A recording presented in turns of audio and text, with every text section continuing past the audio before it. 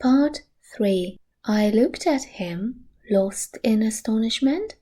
There he was before me, in motley, as though he had absconded from a troupe of mimes, enthusiastic, fabulous. His very existence was improbable, inexplicable, and altogether bewildering. He was an insoluble problem. It was inconceivable how he had existed, how he had succeeded in getting so far, how he had managed to remain, why he did not instantly disappear.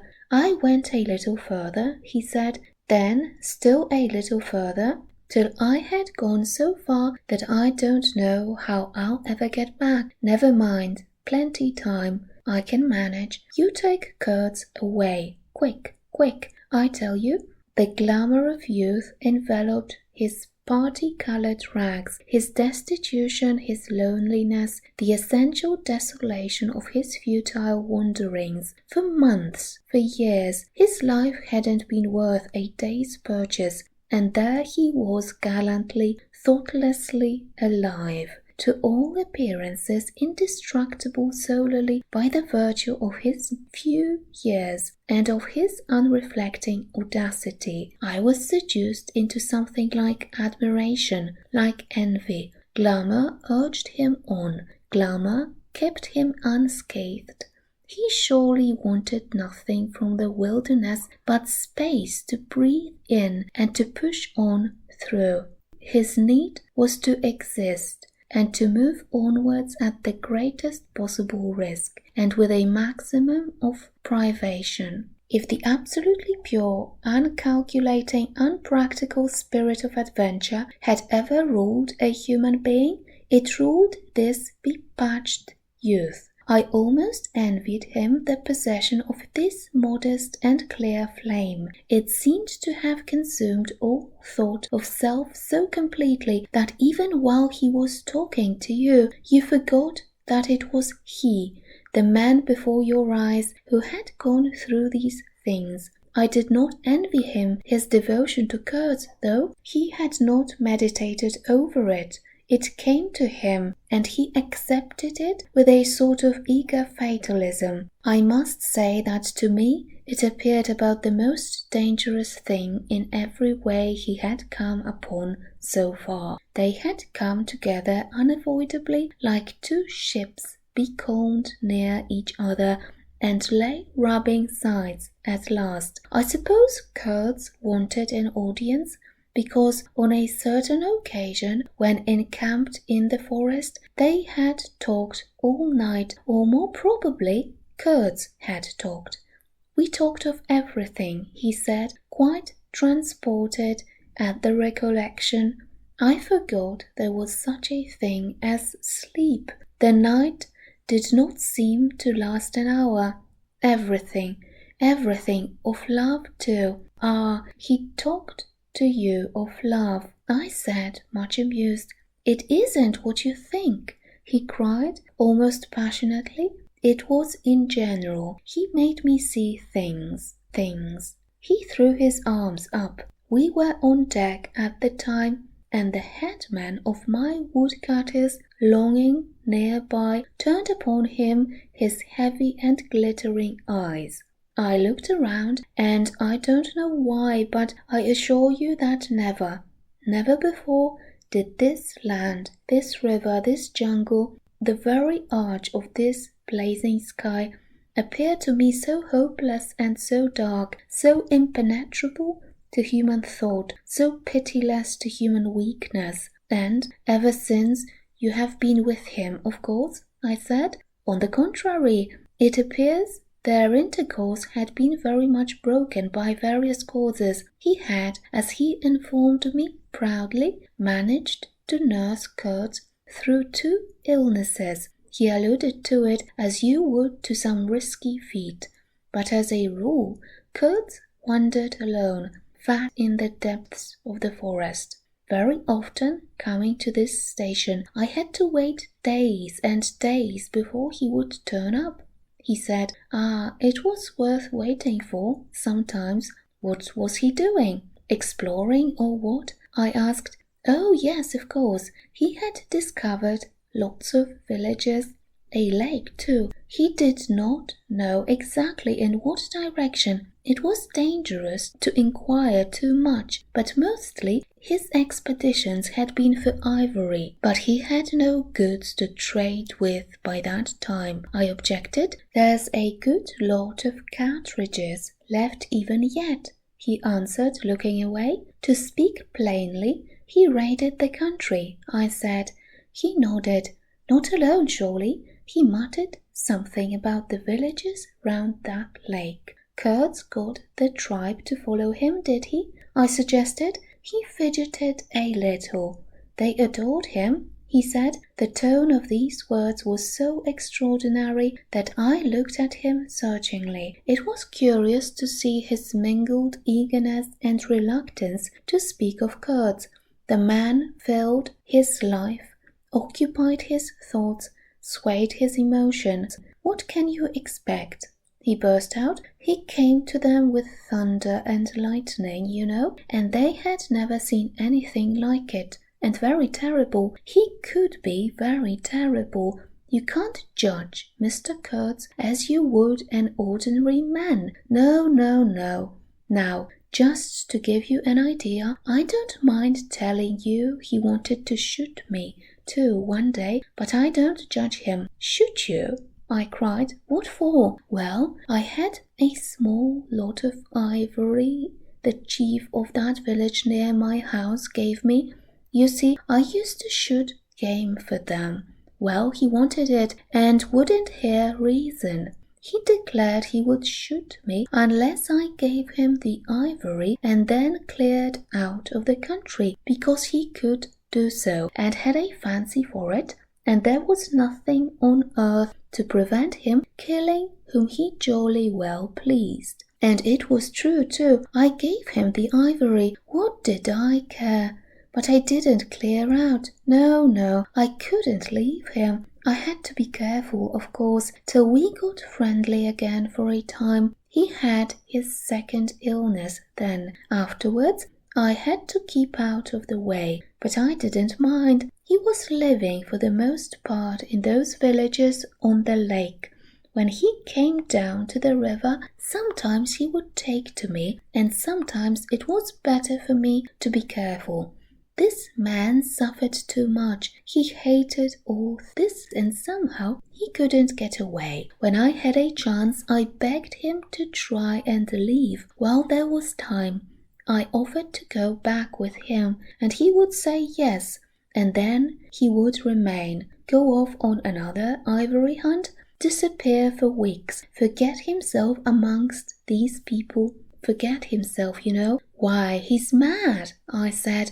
He protested indignantly. Mr. Kurtz couldn't be mad. If I had heard him talk only 2 days ago, I wouldn't dare hint at such a thing. I had taken up my binoculars while we talked and was looking at the shore, sweeping the limit of the forest at each side and at the back of the house. The consciousness of there being people in that bush, so silent, so quiet, as silent and quiet as the ruined house on the hill, made me uneasy. There was no sign on the face of nature of this amazing tale that was not so much told as suggested to me in desolate exclamations, completed by shrugs, in interrupted phrases, in hints ending in deep sighs. The woods were unmoved, like a mask. Heavy, like the closed door of a prison, they looked with their air of hidden knowledge, of patient expectation, of unapproachable silence. The Russian was explaining to me that it was only lately that Mr. Kurtz had come down to the river, bringing along with him all the fighting men of that lake tribe. He had been absent for several months, getting himself adored, I suppose, and had come down unexpectedly with the intention to all appearance of making a raid either across the river or downstream. Evidently, the appetite for more ivory had got the better of the, what shall I say, less material aspirations. However, he had got much worse. Suddenly, I heard he was lying helpless, and so I came up, took my chance. Said the Russian. Oh, he is bad, very bad. I directed my glass to the house. There were no signs of life, but there was the ruined roof, the long mud wall peeping above the grass, with 3 little square window holes, no 2 of the same size, all this brought within reach of my hand, as it were. And then I made a brusque movement, and one of the remaining posts of that vanished fence leaped up in the field of my glass. You remember I told you I had been struck at the distance by certain attempts at ornamentation, rather remarkable in the ruinous aspect of the place. Now I had suddenly a nearer view, and its first result was to make me throw my head back, as if before a blow. Then I went carefully from post to post with my glass, and I saw my mistake. These round knobs were not ornamental, but symbolic. They were expressive and puzzling, striking and disturbing, food for thought, and also for vultures, if there had been any, looking down from the sky, but at all events for such ants as were industrious enough to ascend the pole. They would have been even more impressive, those heads on the stakes, if their faces had not been turned to the house. Only one, the first I had made out, was facing my way. I was not so shocked as you may think. The start back I had given was really nothing but a movement of surprise. I had expected to see a knob of wood there, you know. I returned deliberately to the first I had seen, and there it was, black, dried, sunken, with closed eyelids, a head that seemed to sleep at the top of that pole, and with the shrunken dry lips showing a narrow white line of the teeth, was smiling too, smiling continuously at some endless and jocose dream of that eternal slumber. I am not disclosing any trade secrets. In fact, the manager said afterwards that Mr. Kurtz's methods had ruined the district. I have no opinion on that point, but I want you clearly to understand that there was nothing exactly profitable in these heads being there. They only showed that Mr. Kurtz lacked restraint in the gratification of his various lusts,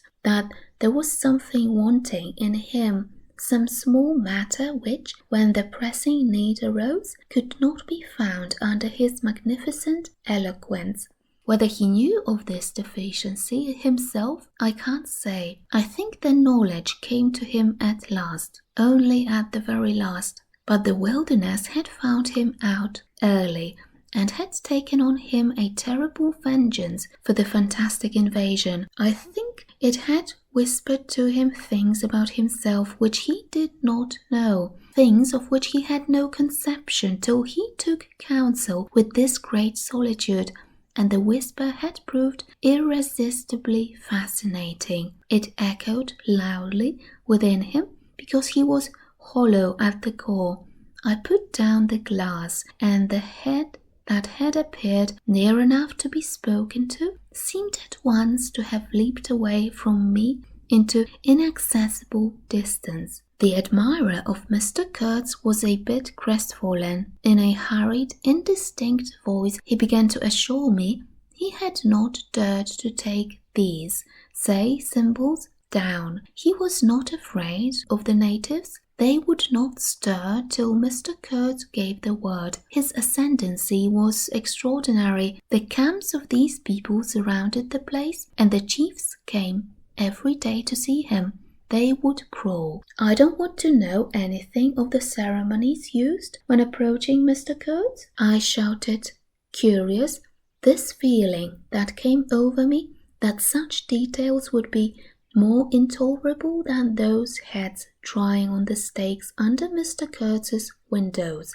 After all, that was only a savage sight, while I seemed at one bound to have been transported into some lightless region of subtle horrors, where pure, uncomplicated savagery was a positive relief, being something that had a right to exist. Obviously, in the sunshine, the young man looked at me with surprise.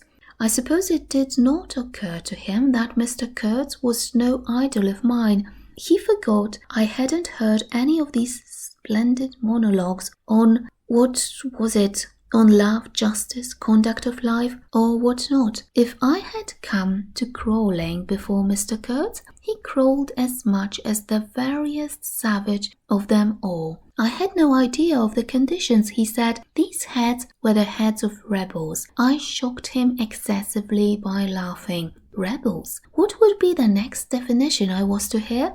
There had been enemies, criminals, workers, and these were rebels. Those rebellious heads looked very subdued to me on their sticks. You don't know how such a life tries a man like Kurtz, cried Kurtz's last disciple. Well, and you? I said. I am a simple man. I have no great thoughts. I want nothing from anybody. How can you compare me to— His feelings were too much for speech, and suddenly he broke down. I don't understand, he groaned. I've been doing my best to keep him alive, and that's enough. I had no hand in all this. I have no abilities. There hasn't been a drop of medicine or a mouthful of invalid food for months here. He was shamefully abandoned, a man like this, with such ideas. Shamefully. I haven't slept for the last 10 nights. His voice lost itself in the calm of the evening. The long shadows of the forest had slipped downhill while we talked, had gone far beyond the ruined hovel, beyond the symbolic road of stakes. All this was in the gloom, while we, down there, were yet in the sunshine, and the stretch of the river abreast of the clearing glittered in a still and dazzling splendor, with a murky and overshadowed bend above and below. Not a living soul was seen on the shore. The bushes did not rustle. Suddenly, round the corner of the house, a group of men appeared, as though they had come up from the ground. They waded waist deep in the grass in a compact body, bearing an improvised stretcher in their midst. Instantly, in the emptiness of the landscape, a cry arose whose shrillness pierced the still air like a sharp arrow flying straight to the very heart of the land. And, as if by enchantment, streams of human beings, of naked human beings, with spears in their hands, with bows, with shields, with wild glances and savage movements, were poured into the clearing by the dark-faced and pensive forest. The bushes shook, the grass swayed for a time, and then everything stood still in attentive immobility. Now, if he does not say the right thing to them, we are all done for, said the Russian at my elbow. The knot of men with the stretcher had stopped, too, halfway to the steamer, as if petrified. I saw the man on the stretcher sit up, lank, and with an uplifted arm above the shoulders of the bearers. Let us hope that the man who can talk so well of love in general will find some particular reason to spare us this time, I said. I resented bitterly the absurd danger of the situation, as if to be at the mercy of that atrocious phantom had been a dishonouring necessity. I could not hear a sound, but through my glasses I saw the thin arm extended commandingly, the lower jaw moving, the eyes of that apparition shining darkly far in its bony head that nodded with grotesque jerks. Kurtz, Kurtz, That means short in German, don't it? Well, the name was as true as everything else in his life and death. He looked at least 7 feet long. His covering had fallen off, and his body emerged from it pitiful and appalling as from a winding sheet. I could see the cage of his ribs all astir, the bones of his arm waving. It was as though an animated image of death, carved out of old ivory, had been shaking its hand with menaces at a motionless crowd of men made of dark and glittering bronze. I saw him open his mouth wide. It gave him a weirdly voracious aspect, as though he had wanted to swallow all the air, all the earth, all the men before him. A deep voice reached me faintly. He must have been shouting. He fell back suddenly. The stretcher shook as the bearers staggered forward again, and almost at the same time I noticed that the crowd of savages was vanishing without any perceptible movement of retreat, as if the forest that had ejected these beings so suddenly had drawn them in again, as the breath is drawn in a long aspiration. Some of the pilgrims behind the stretcher carried his arms, 2 shotguns, a heavy rifle, and a light revolver carbine, the thunderbolts of that pitiful Jupiter. The manager bent over him, murmuring as he walked beside his head. They laid him down in one of the little cabins, just a room for a bed place and a camp stool or 2, you know. We had brought his belated correspondence, and a lot of torn envelopes and open letters littered his bed. His hand roamed feebly amongst these papers. I was struck by the fire of his eyes and the composed languor of his expression. It was not so much the exhaustion of disease. He did not seem in pain. This shadow looked satiated and calm, as though for the moment it had had its fill of all the emotions. He rustled one of the letters and, looking straight in my face, said, "I am glad." Somebody had been writing to him about me. These special recommendations were turning up again. The volume of tone he emitted without effort, almost without the trouble of moving his lips, amazed me. A voice. It was grave, profound, vibrating, while the man did not seem capable of a whisper. However, he had enough strength in him, fastidious, no doubt, to very nearly make an end of us, as you shall hear directly. The manager appeared silently in the doorway.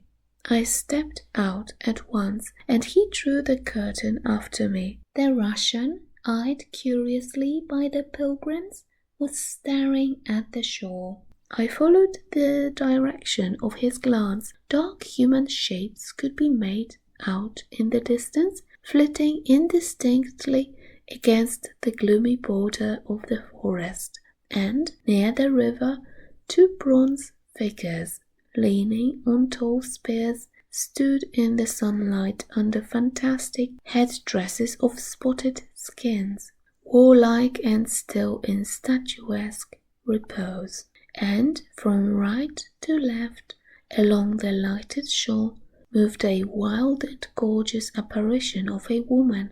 She walked with measured steps, draped in striped and fringed cloths, treading the earth proudly, with a slight jingle and flash of barbarous ornaments. She carried her head high. Her hair was done in the shape of a helmet. She had brass leggings to the knee, brass wire gauntlets to the elbow, a crimson spot on her tawny cheek, innumerable necklaces of glass beads on her neck, bizarre things, charms, gifts of witch men that hung about her, glittered and trembled at every step.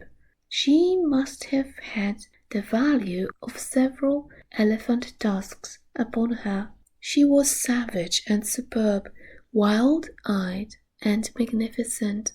There was something ominous and stately in her deliberate progress, and in the hush that had fallen suddenly upon the whole sorrowful land, the immense wilderness, the colossal body of the vacant and mysterious life seemed to look at her, pensive, as though it had been looking at the image of its own tenebrous and passionate soul. She came abreast of the steamer, stood still, and faced us. Her long shadow fell to the water's edge. Her face had a tragic and fierce aspect of wild sorrow and of dumb pain, mingled with the fear of some struggling, half-shaped resolve. She stood looking at us without a stir, and like the wilderness itself, with an air of brooding over an inscrutable purpose. A whole minute passed, and then she made a step forward. There was a low jingle, a glint of yellow metal, a sway of fringed draperies, and she stopped as if her heart had failed her. The young fellow by my side growled. The pilgrims murmured at my back. She looked at us all as if her life had depended upon the unswerving steadiness of her glance. Suddenly she opened her barred arms and threw them up rigid above her head, as though in an uncontrollable desire to touch the sky, and at the same time the swift shadows darted out on the earth, swept around on the river, gathering the steamer into a shadowy embrace. A formidable silence hung over the scene. She turned away, slowly walked on, following the bank, and passed into the bushes to the left. Once only her eyes gleamed back at us in the dusk of the thickets before she disappeared. If she had offered to come aboard, I really think I would have tried to shoot her, said the man of patches, nervously. I have been risking my life every day for the last fortnight to keep her out of the house. She got in one day and kicked up a row about those miserable rags I picked up in the storeroom to mend my clothes with. I wasn't decent, at least it must have been that, for she talked like a fury, to curse for an hour, pointing at me now and then. I don't understand the dialect of this tribe. Luckily for me, I fancy Kurds felt too ill that day to care, or there would have been mischief. I don't understand. No, it's too much for me. Ah, well, it's all over now.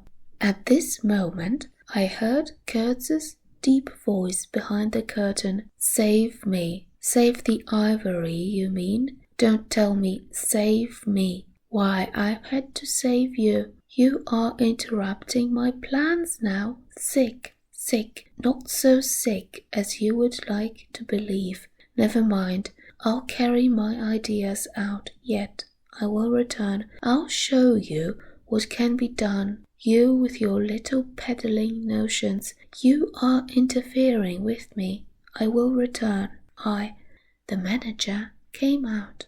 He did me the honor to take me under the arm and led me aside. He is very low, he said. He considered it necessary to sigh, but neglected to be consistently sorrowful. We have done all we could for him, haven't we? But there is no disguising the fact Mr. Kurtz has done more harm than good to the company. He did not see the time was not ripe for vigorous action. Cautiously, that's my principle. We must be cautious yet. The district is closed to us for a time. Deplorable. Upon the whole, the trader will suffer. I don't deny there is a remarkable quantity of ivory, mostly fossil. We must save it at all events, but look how precarious the position is, and why? Because the method is unsound. Do you, said I, looking at the shore, call it unsound method? Without doubt, he exclaimed hotly. Don't you? No method at all, I murmured after a while. Exactly, he exulted. I anticipated this. Shows a complete want of judgment. It is my duty to point it out in the proper quarter. Oh, said I, that fellow, what's his name? The brickmaker will make a readable report for you.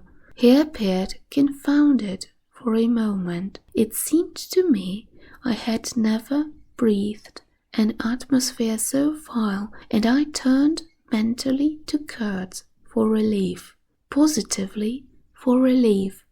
Nevertheless, I think Mr. Kurtz is a remarkable man, I said with emphasis. He started, dropped on me a heavy glance, said very quietly, he was, and turned his back on me. My hour of favour was over. I found myself lumped along with Kurtz as a partisan of methods for which the time was not ripe. I was unsound. But it was something to have at least a choice of nightmares. I had turned to the wilderness, really, not to Mr. Kurtz, who, I was ready to admit, was as good as buried. And for a moment it seemed to me as if I also were buried in a vast grave full of unspeakable secrets. I felt an intolerable weight oppressing my breast, the smell of the damp earth, the unseen presence of victorious corruption, the darkness of an impenetrable night. The Russian tapped me on the shoulder. I heard him mumbling and stammering something about brother seamen. Couldn't conceal knowledge of matters that would affect Mr. Kurtz's reputation. I waited. For him, evidently, Mr. Kurtz was not in his grave. I suspect that for him, Mr. Kurtz was one of the immortals. Well, said I at last, speak out. As it happens, I am Mr. Kurtz's friend. In a way, he stated with a good deal of formality that had we not been of the same profession, he would have kept the matter to himself without regard to consequences. He suspected there was an active ill will towards him on the part of these white men that, you are right, I said, remembering a certain conversation I had overheard. The manager thinks you ought to be hanged. He showed a concern at this intelligence which amused me at first. I had better get out of the way quietly, he said earnestly. I can do no more for Kurtz now, and they would soon find some excuse. What's to stop them? There's a military post 300 miles from here. Well, upon my word, said I, perhaps you had better go if you have any friends amongst the savages nearby. Plenty, he said. They are simple people, and I want nothing, you know. He stood biting his lip. Then, I don't want any harm to happen to these whites here, but of course I was thinking of Mr. Kurtz's reputation. But you are a brother seaman and— all right, said I, after a time. Mr. Kurtz's reputation is safe with me. I did not know how truly I spoke. He informed me, lowering his voice, that it was Kurtz who had ordered the attack to be made on the steamer. He hated, sometimes, the idea of being taken away, and then again, but I don't understand these matters. I am a simple man. I thought it would scare you away, that you would give it up, thinking him dead. I could not stop him. Oh, I had an awful time of it this last month. Very well, I said. He is all right now. Yes, he muttered, not very convinced apparently. Thanks, said I. I shall keep my eyes open. But quiet, eh? He urged anxiously. It would be awful for his reputation if anybody here. I promised a complete discretion with great gravity. I have a canoe and 3 black fellows waiting not very far. I am off. Could you give me a few Martini Henry cartridges? I could, and did, with proper secrecy. He helped himself with a wink at me to a handful of my tobacco. Between sailors, you know, good English tobacco. At the door of the pilot house he turned round. I say, haven't you a pair of shoes you could spare? He raised one leg.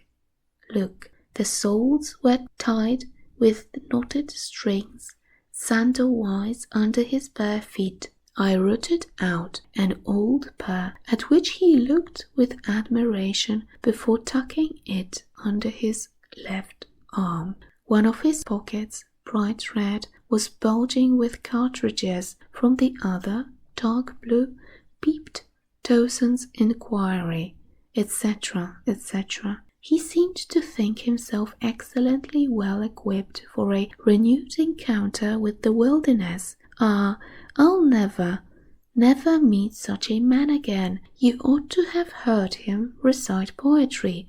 His own too, it was, he told me. Poetry. He rolled his eyes at the recollection of these delights. Oh, he enlarged my mind.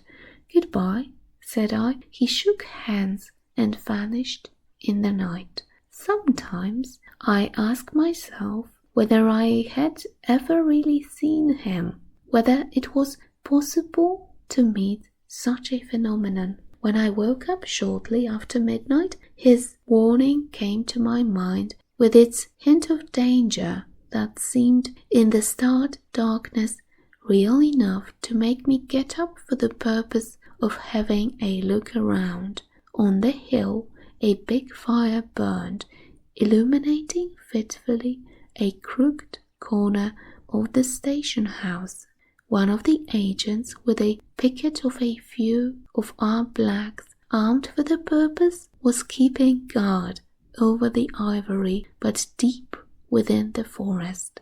Red gleams that wavered, that seemed to sink and rise from the ground amongst confused columnar shapes of intense blackness, showed the exact position of the camp where Mr. Kurtz's adorers were keeping their uneasy vigil. The monotonous beating of a big drum filled the air with muffled shocks and a lingering vibration, a steady droning sound of many men chanting each to himself some weird incantation came out from the black, flat wall of the woods as the humming of bees comes out of a hive, and had a strange narcotic effect upon my half-awake senses. I believe I dozed off leaning over the rail till an abrupt burst of yells, an overwhelming outbreak of a pent-up and mysterious frenzy, woke me up in a bewildered wonder.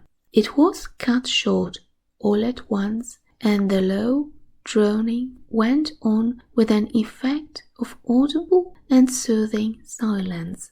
I glanced casually into the little cabin.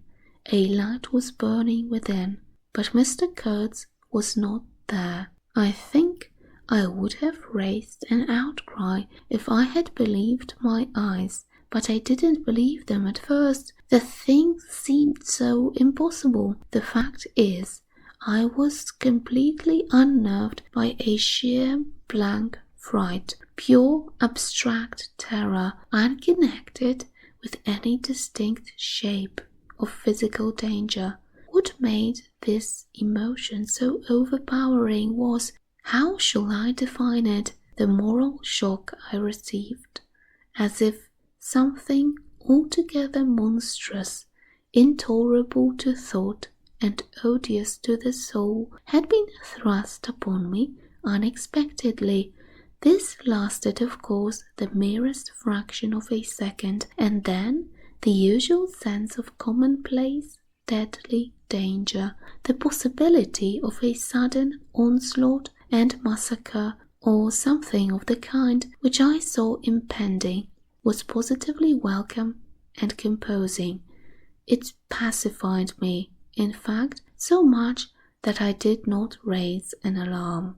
There was an agent buttoned up inside an ulster and sleeping on a chair on deck within 3 feet of me. The yells had not awakened him. He snored very slightly. I left him to his slumbers and leaped ashore. I did not betray Mr. Kurtz.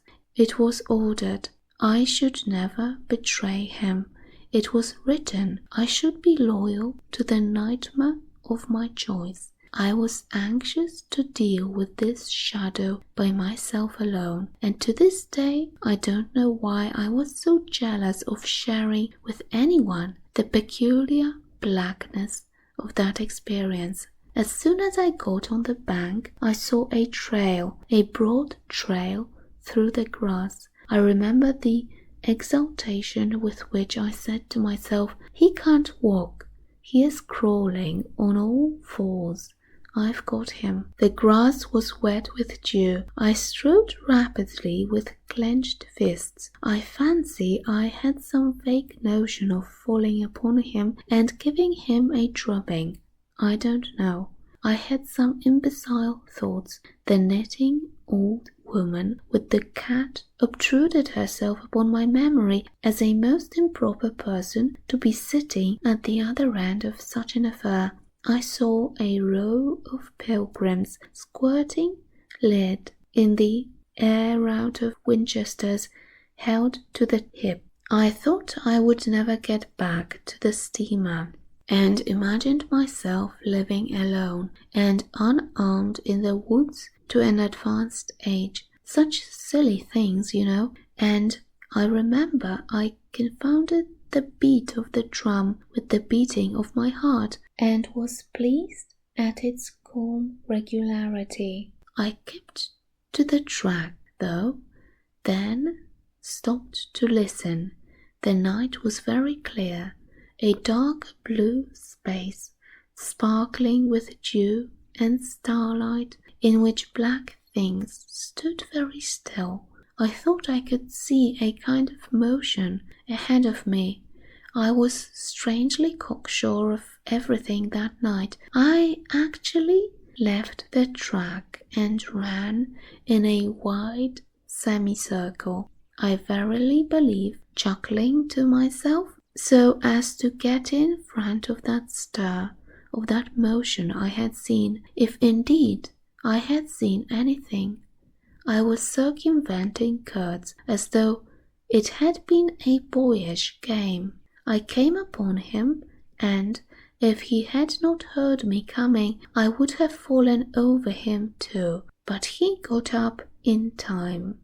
He rose, unsteady, long, pale, indistinct, like a vapour exhaled by the earth, and swayed slightly, misty and silent before me, while at my back the fires loomed between the trees, and the murmur of many voices issued from the forest. I had cut him off cleverly, but when actually confronting him, I seemed to come to my senses. I saw the danger in its right proportion. It was by no means over yet. Suppose he began to shout, Though he could hardly stand, there was still plenty of vigor in his voice. "Go away, hide yourself," he said in that profound tone. It was very awful. I glanced back. We were within 30 yards from the nearest fire. A black figure stood up, strode on long black legs, waving long black arms across the glow. It had horns, antelope horns, I think, on its head. Some sorcerer, some witchman, no doubt. It looked fiend-like enough. "Do you know what you are doing?" I whispered. "Perfectly," he answered, raising his voice for that single word. It sounded to me far off and yet loud, like a hail through a speaking trumpet. "If he makes a row, we are lost," I thought to myself. This clearly was not a case for fisticuffs, even apart from the very natural aversion I had to beat that shadow, this wandering and tormented thing. "You will be lost," I said, "utterly lost." One gets sometimes such a flash of inspiration, you know. I did say the right thing, though indeed he could not have been more irretrievably lost than he was at this very moment when the foundations of our intimacy were being laid, to endure even to the end, even beyond. I had immense plans, he muttered irresolutely. "Yes," said I, "but if you try to shout, I'll smash your head with—" There was not a stick or a stone near. "I will throttle you for good," I corrected myself. I was on the threshold of great things, he pleaded, in a voice of longing, with a wistfulness of tone that made my blood run cold. "And now for this stupid scoundrel. Your success in Europe is assured, in any case," I affirmed steadily. I did not want to have the throttling of him, you understand, and indeed it would have been very little use for any practical purpose. I tried to break the spell, the heavy mute spell of the wilderness that seemed to draw him to its pitiless breast, by the awakening of forgotten and brutal instincts, by the memory of gratified and monstrous passions. This alone, I was convinced, had driven him out to the edge of the forest, to the bush, towards the gleam of fires, the throb of drums, the drone of weird incantations. This alone had beguiled his unlawful soul beyond the bounds of permitted aspirations, and, don't you see, the terror of the position was not in being knocked on the head, though I had a very lively sense of that danger too, but in this, that I had to deal with a being to whom I could not appeal in the name of anything, high or low. I had, even like the niggers, to invoke him, himself, his own exalted and incredible degradation. There was nothing either above or below him, and I knew it. He had kicked himself loose of the earth. Confound the man. He had kicked the very earth to pieces. He was alone, and I before him did not know whether I stood on the ground or floated in the air. I've been telling you what we said, repeating the phrases we pronounced, but what's the good? They were common, everyday words, the familiar, vague sounds exchanged on every waking day of life. But what of that? They had behind them, to my mind, the terrific suggestiveness of words heard in dreams, of phrases spoken in nightmares. So, if anybody ever struggled with a soul, I am the man, and I wasn't arguing with a lunatic either, Believe me or not, his intelligence was perfectly clear, concentrated, it is true, upon himself with horrible intensity, yet clear. And therein was my only chance, barring, of course, the killing him there and then, which wasn't so good on account of unavoidable noise. But his soul was mad. Being alone in the wilderness, it had looked within itself, and by heavens, I tell you, it had gone mad. I had, for my sins, I suppose, to go through the ordeal of looking into it myself. No eloquence could have been so withering to one's belief in mankind as his final burst of sincerity. He struggled with himself too. I saw it. I heard it. I saw the inconceivable mystery of a soul that knew no restraint, no faith, and no fear, yet struggling blindly with itself. I kept my head pretty well, but when I heard him at last stretched on the couch, I wiped my forehead while my legs shook under me as though I had carried half a ton on my back down that hill. And yet I had only supported him, his bony arm clasped round my neck, and he was not much heavier than a child. When next day we left at noon, the crowd, of whose presence behind the curtain of trees I had been acutely conscious all the time, flowed out of the woods again, filled the clearing, covered the slope with a mass of naked, breathing, quivering bronze bodies. I steamed up a bit, then swung down stream, and 2,000 eyes followed the evolutions of the splashing, thumping, fierce river demon, beating the water with its terrible tail and breathing black smoke into the air. In front of the first rank, along the river, 3 men, plastered with bright red earth from head to foot, strutted to and fro restlessly. When we came abreast again, they faced the river, stamped their feet, nodded their horned heads, swayed their scarlet bodies. They shook towards the fierce river demon a bunch of black feathers, a mangy skin with a pendant tail, something that looked a dried gourd.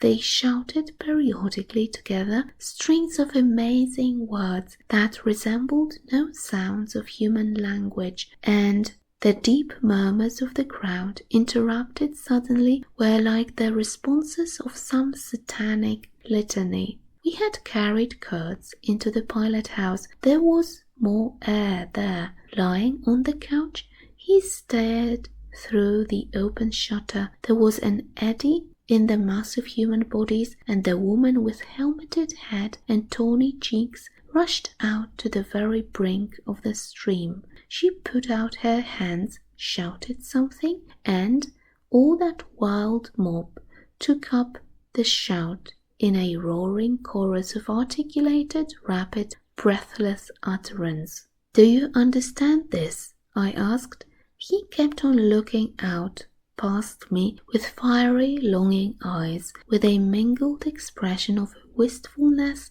and hate. He made no answer, but I saw a smile of indefinable meaning appear on his colourless lips that a moment after twitched convulsively. "Do I not?" he said slowly, gasping, as if the words had been torn out of him by a supernatural power. I pulled the string of the whistle, and I did this because I saw the pilgrims on deck getting out their rifles with an air of anticipating a jolly lark. At the sudden screech, there was a movement of abject terror through that wedged mass of bodies. Don't you frighten them away," cried someone on deck disconsolately. I pulled the string time after time. They broke and ran, they leaped, they crouched, they swerved, they dodged the flying terror of the sound. The 3 red chaps had fallen flat, face down on the shore, as though they had been shot dead.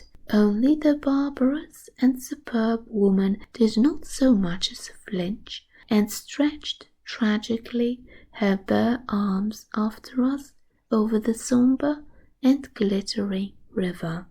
And then that imbecile crowd down on the deck started their little fun, and I could see nothing more for smoke.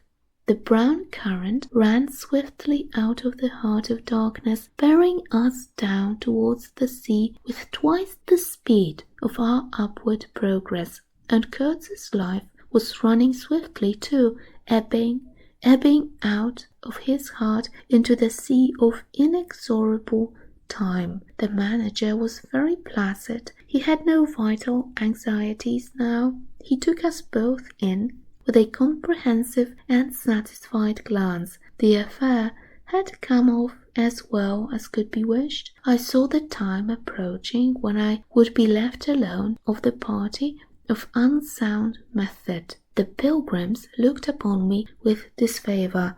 I was, so to speak, numbered with the dead. It is strange how I accepted this unforeseen partnership, this choice of nightmares forced upon me in the tenebrous land invaded by these mean and greedy phantoms. Kurtz discoursed. A voice. It rang deep to the very last. It survived his strength to hide in the magnificent folds of eloquence the barren darkness of his heart. Oh, he struggled. The wastes of his weary brain were haunted by shadowy images now, images of wealth and fame revolving obsequiously round his unextinguishable gift of noble and lofty expression. My intended, my station, my career, my ideas. These were the subjects for the occasional utterances of elevated sentiments. The shade of the original Kurtz frequented the bedside of the hollow sham, whose fate it was to be buried presently in the mould of primeval earth. But both the diabolic laugh and the unearthly hate of the mysteries it had penetrated fought for the possession of that soul satiated with primitive emotions, avid of lying fame, of sham distinction, of all the appearances of success and power. Sometimes he was contemptibly childish. He desired to have kings meet him at railway stations on his return from some ghastly nowhere where he intended to accomplish great things. You show them you have in you something that is really profitable, and then there will be no limits to the recognition of your ability, he would say. Of course, you must take care of the motives, right motives, always. The long reaches that were like one and the same reach, monotonous bends that were exactly alike, slipped past the steamer with their multitude of secular trees, looking patiently after this grimy fragment of another world, the forerunner of change, of conquest, of trade, of massacres, of blessings. I looked ahead, piloting. "Close the shutter," said Kurtz suddenly one day. "I can't bear to look at this." I did so. There was a silence. "Oh, but I will wring your heart yet," he cried at the invisible wilderness. We broke down, as I had expected, and had to lie up for repairs at the head of an island. This delay was the first thing that shook Kurtz's confidence. One morning he gave me a packet of papers and a photograph, the lot tied together with a shoestring. "Keep this for me," he said, "this noxious fool," meaning the manager, "is capable of prying into my boxes when I am not looking." In the afternoon, I saw him. He was lying on his back with closed eyes, and I withdrew quietly, but I heard him mutter, "Live rightly, die, die." I listened.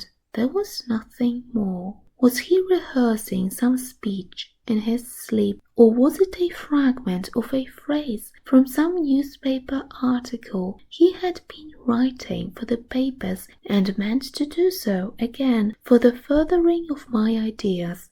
It's a duty. His was an impenetrable darkness. I looked at him as you peer down at a man who is lying at the bottom of a precipice where the sun never shines, but I had not much time to give him because I was helping the engine driver to take to pieces the leaky cylinders, to straighten a bent connecting rod, and in other such matters I lived in an infernal mess of rust, filings, nuts, bolts, spanners, hammers, ratchet, drills, things I abominate because I don't get on with them. I tended the little forge we fortunately had aboard. I toiled wearily in a wretched scrap heap, unless I had the shakes too bad to stand. One evening, coming in with a candle, I was startled to hear him say a little tremulously, "I am lying here in the dark,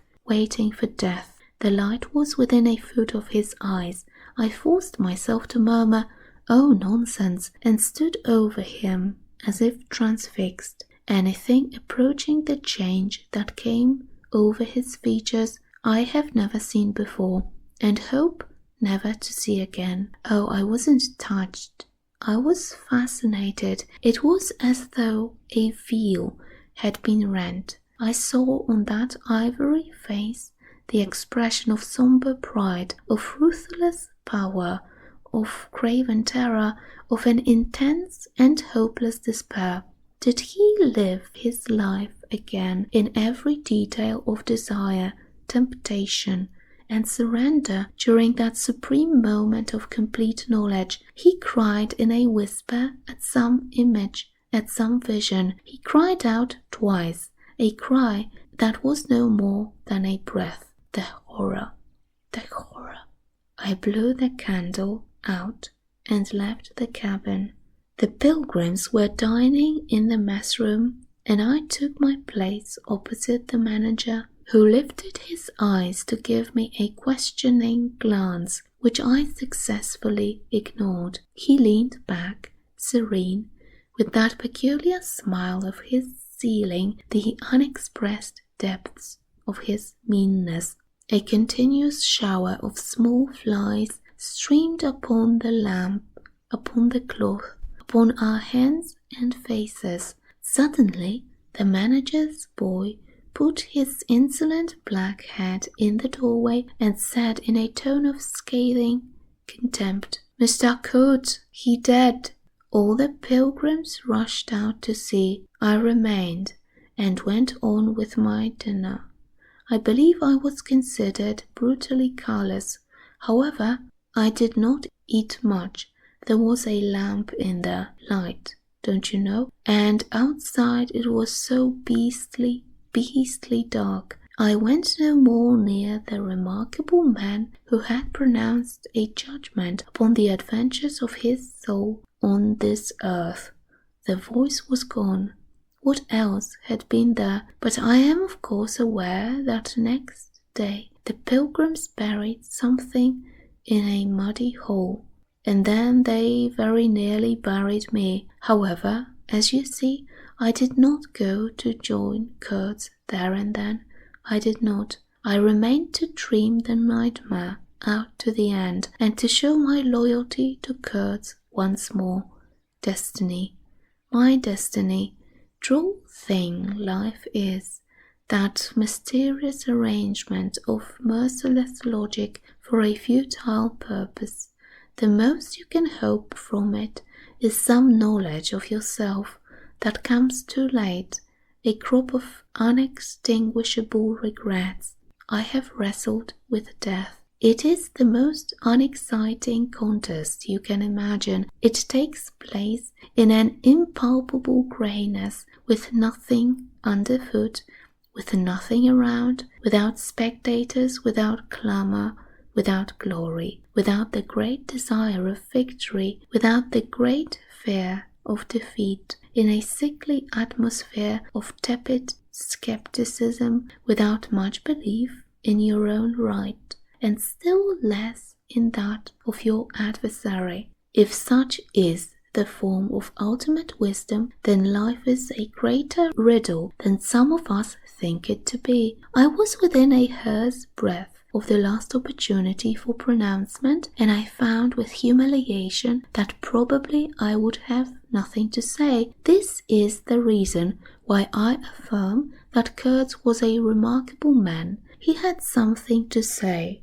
He said it. Since I had peeped over the edge myself, I understand better the meaning of his stare, that could not see the flame of the candle, but was wide enough to embrace the whole universe, piercing enough to penetrate all the hearts that beat in the darkness. He had summed up, he had judged the horror. He was a remarkable man. After all, this was the expression of some sort of belief. It had candour, it had conviction, it had a vibrating note of revolt in its whisper, it had the appalling face of a glimpsed truth, the strange commingling of desire and hate, and it is not my own extremity I remember best. A vision of greyness without form, filled with physical pain, and a careless contempt for the evanescence of all things, even of this pain itself. No, it is his extremity that I seem to have lived through. True, he had made that last stride, he had stepped over the edge, while I had been permitted to draw back my hesitating foot, and perhaps in this is the whole difference, perhaps all the wisdom, all the truth, and all sincerity are just compressed into that inappreciable moment of time in which we step over the threshold of the invisible. Perhaps. I like to think my summing up would not have been a word of careless contempt. Better his cry, much better. It was an affirmation, a moral victory paid for by innumerable defeats, by abominable terrors, by abominable satisfactions. But it was a victory. That is why I have remained loyal to Kurtz to the last, and even beyond, when a long time after I heard once more not his own voice, but the echo of his magnificent eloquence thrown to me from a soul as translucently pure as a cliff of crystal. No, they did not bury me, though there is a period of time which I remember mistily with a shuddering wonder, like a passage through some inconceivable world that had no hope in it and no desire. I found myself back in the sepulchre city, resenting the sight of people hurrying through the streets to filch a little money from each other, to devour the infamous cookery, to gulp the unwholesome beer, to dream the insignificant and silly dreams. They trespassed upon my thoughts. They were intruders whose knowledge of life was to me an irritating pretense, because I felt so sure they could not possibly know the things I knew. Their bearing, which was simply the bearing of commonplace individuals going about their business in the assurance of perfect safety, was offensive to me, like the outrageous flauntings of folly in the face of a danger it is unable to comprehend. I had no particular desire to enlighten them, but I had some difficulty in restraining myself from laughing in their faces so full of stupid importance. I dare say I was not very well at that time. I tottered about the streets. There were various affairs to settle, grinning bitterly at perfectly respectable persons. I admit my behavior was inexcusable, but then my temperature was seldom normal in these days. My dear aunt's endeavours to nurse up my strength seemed altogether beside the mark. It was not my strength that wanted nursing, it was my imagination that wanted soothing.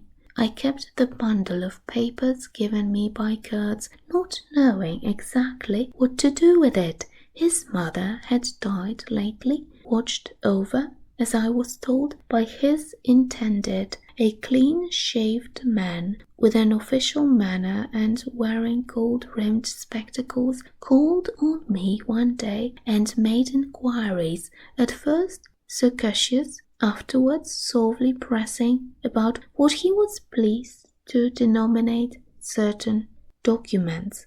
I was not surprised, because I had had 2 rows with the manager on the subject out there. I had refused to give up the smallest scrap out of that package, and I took the same attitude with the spectacled man. He became darkly menacing at last, and with much heat argued that the company had the right to every bit of information about its territories, and, said he, Mr. Kurtz's knowledge of unexplored regions must have been necessarily extensive and peculiar, owing to his great abilities and to the deplorable circumstances in which he had been placed. Therefore, I assured him, Mr. Kurtz's knowledge, however extensive, did not bear upon the problems of commerce or administration. He invoked, then, the name of science. It would be an incalculable loss if, etc., etc. I offered him the report on the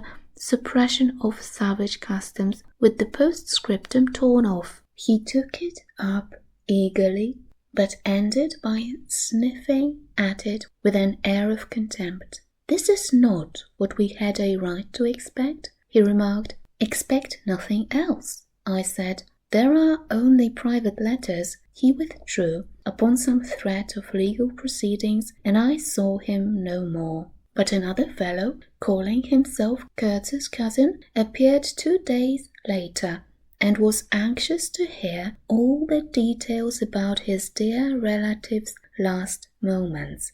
Incidentally, he gave me to understand that Kurtz had been essentially a great musician. There was the making of an immense success, said the man, who was an organist, I believe, and with lank grey hair flowing over a greasy coat collar. I had no reason to doubt his statement, and to this day I am unable to say what was Kurtz's profession, whether he ever had any, which was the greatest of his talents. I had taken him for a painter who wrote for the papers, or else for a journalist who could paint, but even the cousin, who took snuff during the interview, could not tell me what he had been exactly. He was a universal genius. On that point, I agreed with the old chap, who thereupon blew his nose noisily into a large cotton handkerchief and withdrew in senile agitation, bearing off some family letters and memoranda without importance. Ultimately, a journalist, anxious to know something of the fate of his dear colleague, turned up. This visitor informed me Kurtz's proper sphere ought to have been politics on the popular side. He had very straight eyebrows, bristly hair cropped short, an eyeglass on a broad ribbon, and, becoming expansive, confessed his opinion that Kurtz really couldn't write a bit. But heavens, how that man could talk! He electrified large meetings. He had faith. Don't you see? He had the faith. He could get himself to believe anything. He would have been a splendid leader of an extreme party. What party? I asked. Any party, answered the other. He was an extremist. Did I not think so? I assented. Did I know he asked, with a sudden flash of curiosity, what it was that had induced him to go out there. Yes, said I, and forthwith handed him the famous report for publication, if he thought fit. He glanced through it hurriedly, mumbling all the time, judged it would do, and took himself off with this plunder. Thus, I was left at last with a slim packet of letters and the girl's portrait. She struck me as beautiful. I mean, she had a beautiful expression. I know that the sunlight can be made to lie, too, yet one felt that no manipulation of light and pose could have conveyed the delicate shade of truthfulness upon those features. She seemed ready to listen without mental reservation, without suspicion, without a thought for herself. I concluded I would go and give her back her portrait and those letters myself. Curiosity?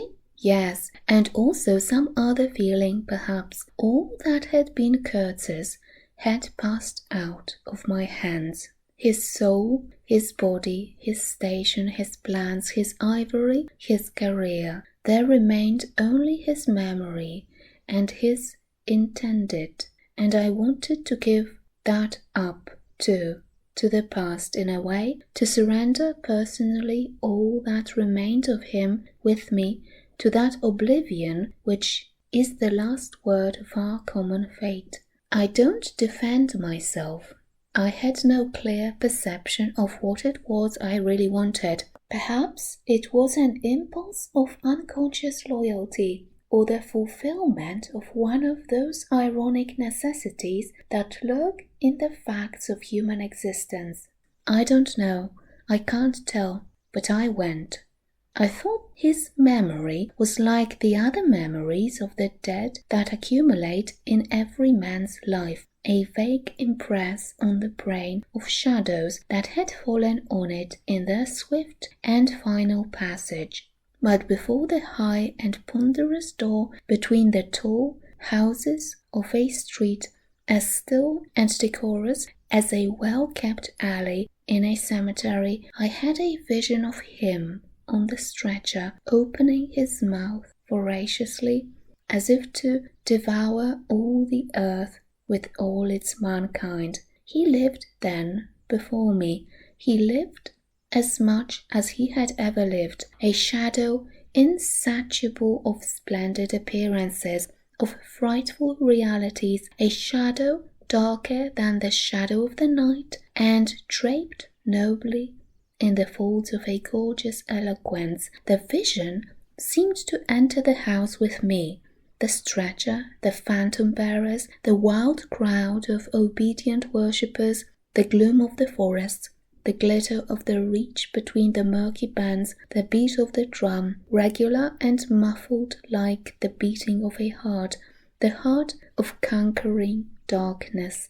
It was a moment of triumph for the wilderness, an invading and vengeful rush which, it seemed to me, I would have to keep back alone for the salvation of another soul. And the memory of what I had heard him say afar there, with the horned shapes staring at my back in the glow of fires within the patient woods, those broken phrases came back to me, were heard again in their ominous and terrifying simplicity. I remembered his abject pleading, his abject threats, the colossal scale of his vile desires, the meanness, the torment, the tempestuous anguish of his soul. And later on I seemed to see his collected, languid manner, when he said one day, "This lot of ivory now is really mine. The company did not pay for it. I collected it myself at a very great personal risk. I am afraid they will try to claim it as theirs, though. It is a difficult case. What do you think I ought to do? Resist? I want no more than justice." He wanted no more than justice. No more than justice. I rang the bell before a mahogany door on the first floor, and while I waited, he seemed to stare at me out of the glassy panel, stare with that wide and immense stare embracing, condemning, loathing all the universe. I seemed to hear the whispered cry, the horror, the horror. The dusk was falling. I had to wait in a lofty drawing room with 3 long windows from floor to ceiling that were like 3 luminous and bed-draped columns.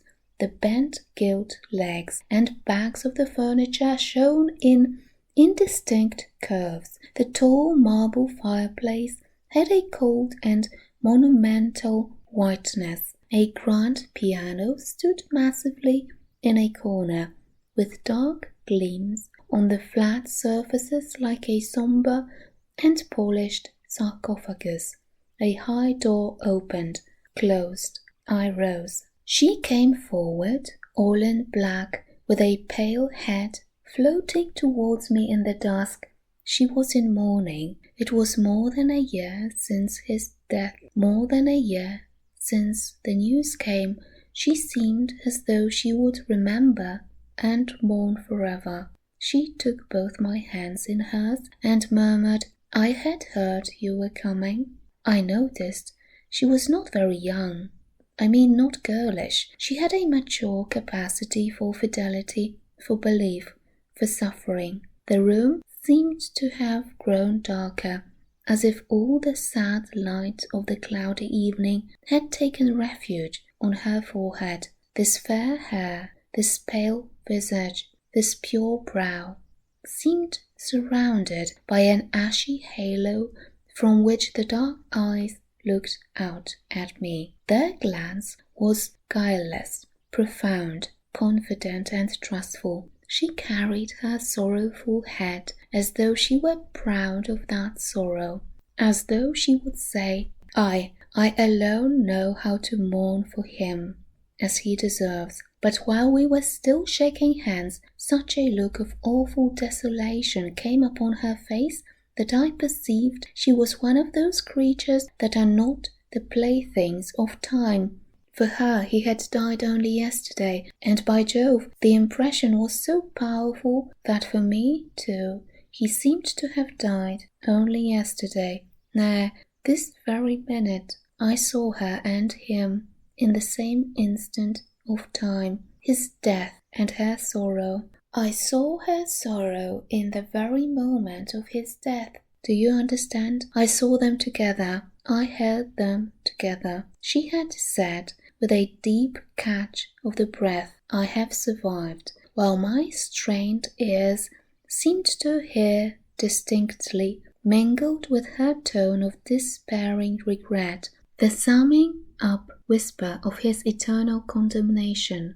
I asked myself what I was doing there, with a sensation of panic in my heart, as though I had blundered into a place of cruel and absurd mysteries not fit for a human being to behold. She motioned me to a chair. We sat down.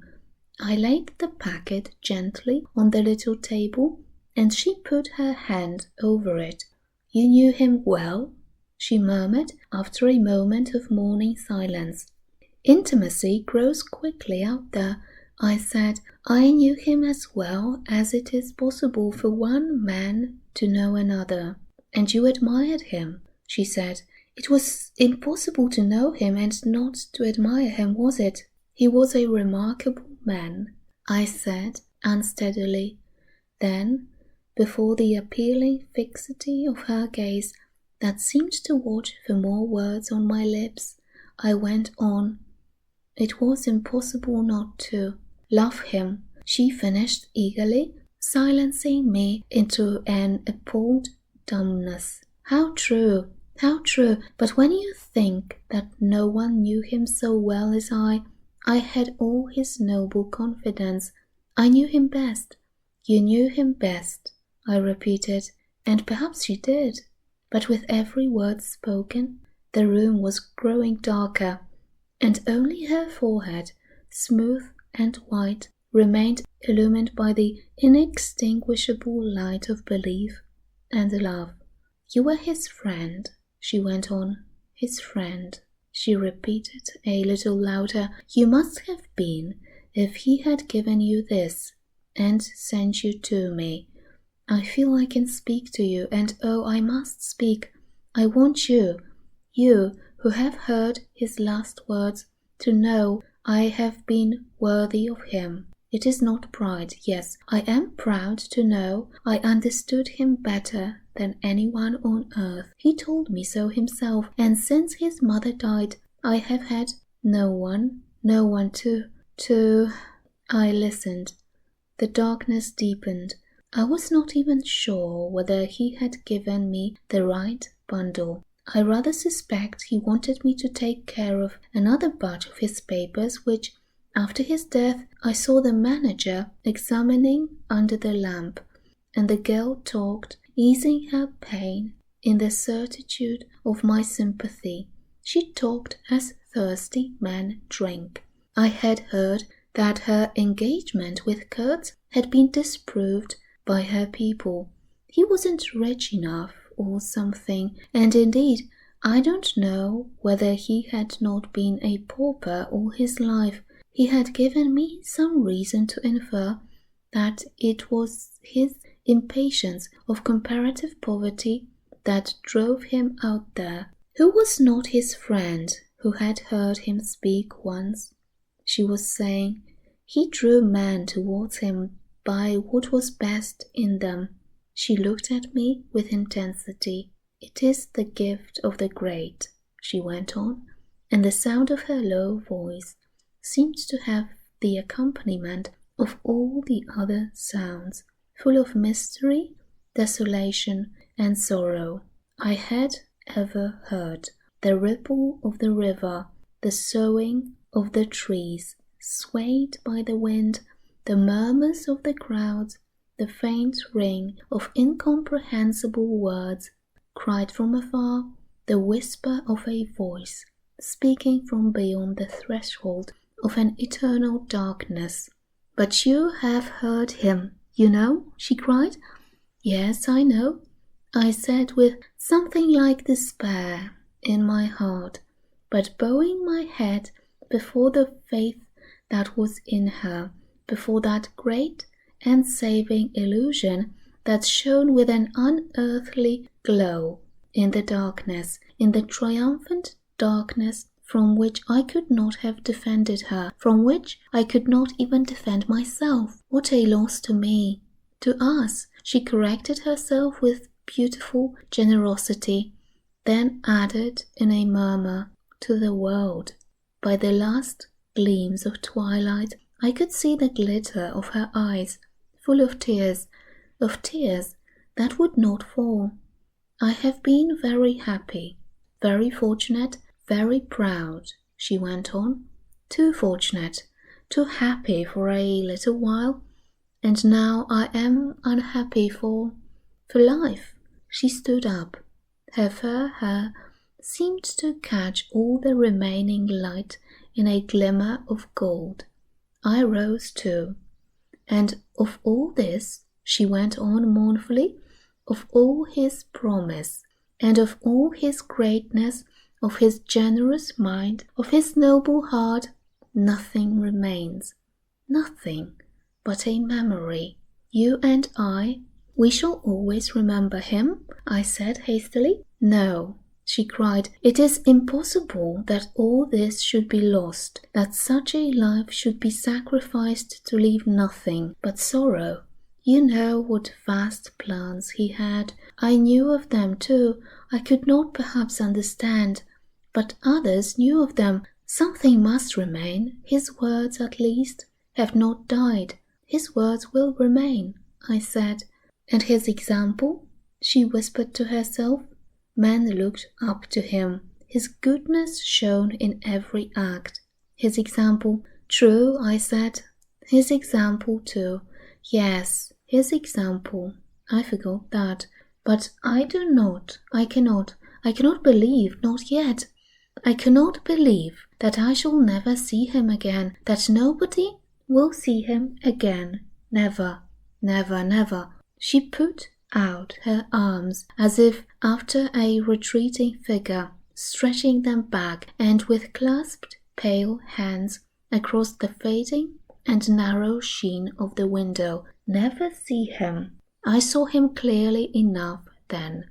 I shall see this eloquent phantom as long as I live, and I shall see her too, a tragic and familiar shade, resembling in this gesture another one, tragic also, and bedecked with powerless charms, stretching bare brown arms over the glitter of the infernal stream, the stream of darkness.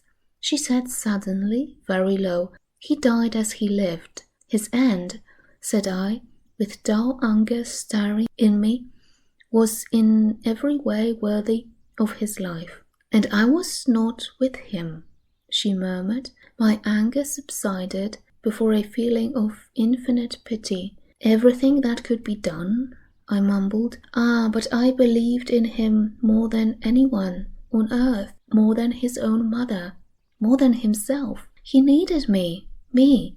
I would have treasured every sigh, every word, every sign, every glance." I felt like a chill grip on my chest. "Don't," I said in a muffled voice. "Forgive me. I have mourned so long in silence. In silence. You were with him to the last. I think of his loneliness. Nobody near to understand him as I would have understood. Perhaps no one to hear. To the very end," I said shakily. I heard his very last words. I stopped in a fright. "Repeat them," she murmured in a heartbroken tone. I want something to live with." I was on the point of crying at her. "Don't you hear them?" The dusk was repeating them in a persistent whisper all around us, in a whisper that seemed to swell menacingly like the first whisper of a rising wind. The horror. "His last word, to live with," she insisted. "Don't you understand? I loved him. I pulled myself together and spoke slowly. The last word he pronounced was your name. I heard a last sigh, and then my heart stood still, stopped dead, short by an exulting and terrible cry, by the cry of inconceivable triumph and of unspeakable pain. I knew it. I was sure. She knew. She was sure. I heard her weeping. She had hidden her face in her hands. It seemed to me that the house would collapse before I could escape, that the heavens would fall upon my head. But nothing happened. The heavens do not fall for such a trifle. Would they have fallen, I wonder, if I had rendered Kurtz that justice which was his due? Hadn't he said he wanted only justice? But I couldn't. I could not tell her. It would have been too dark altogether. Marlowe ceased and sat apart, indistinct and silent, in the pose of a meditating Buddha. Nobody moved for a time. "We have lost the first of the ebb," said the director. Suddenly I raised my head. The offing was barred by a black bank of clouds, and the tranquil waterway leading to the uttermost ends of the earth flowed sombre under an overcast sky, seemed to lead into the heart of an immense darkness.